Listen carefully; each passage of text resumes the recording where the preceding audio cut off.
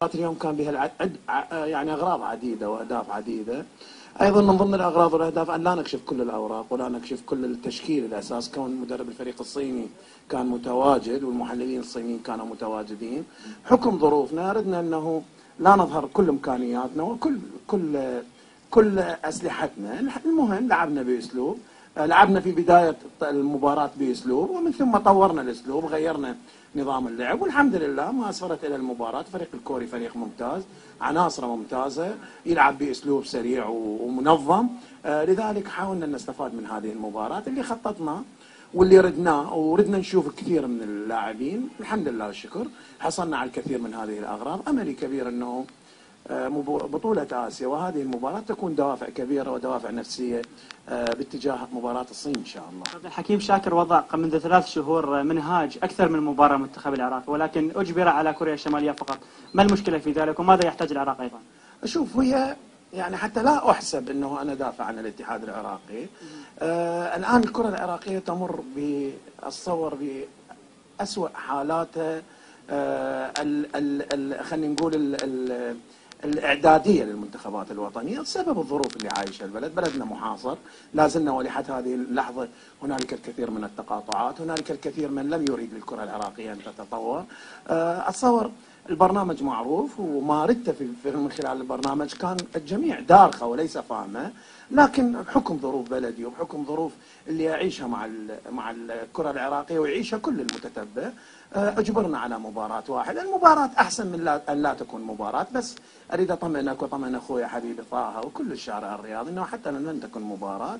معروف الانسان العراقي باصراره وبعزيمته، والحمد لله والشكر حققت لنا مباراة مع فريق يشابه الفريق الصيني بكل شيء. يعني انا اليوم كنت احلل الفريق الصيني من خلال الاقراص اللي وصلتني من الاخوان اللي يعملون معانا. شاهدت الكثير من نقاط التشابه، وشاهدت الكثير من النقاط التي تجبرك أن تلعب مع الفريق الصيني بنفس الأسلوب. لكن الأهم هذه مباراة مشكور كل من ساهم، لكن هي الآن الكرة في ملعب الحكومة في ملعب وزارة الشباب واللجنة الأولمبية. منتخبنا الوطني بحالة يعني حقيقة مزرية.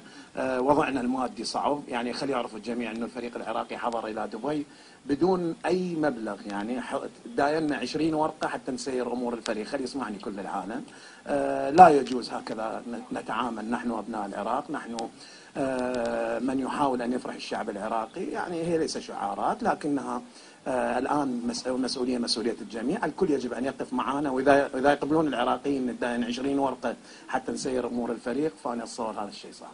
كابتن، هل الأسماء التي استدعيتها ستكون الأسماء النهائية أم هناك أسماء سيضيفها حكيم شاكر قبل 3/5؟ شوف، واحدة من الأهداف المهمة والأغراض المهمة أنه مباراتنا القادمة هي مباراة واحدة وليست بطولة.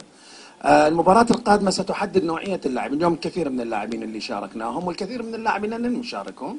لدينا أكثر من لاعب، لدينا 2 من اللاعبين المغتربين، لدينا 2 من اللاعبين المحترفين لم يحضروا لحد الآن. حاولنا أن نمزج أحمد إبراهيم بهذه المباراة، كون البارحة كان له مباراة ومباراة كان قد أعطى بها الكثير من الجهد. حاولت أن أحافظ على بعض اللاعبين، حاولت أن أحاول أن أحتفظ ببعض خلينا نقول الأسلحة اللي ما ردنا نكشفها للفريق الصيني.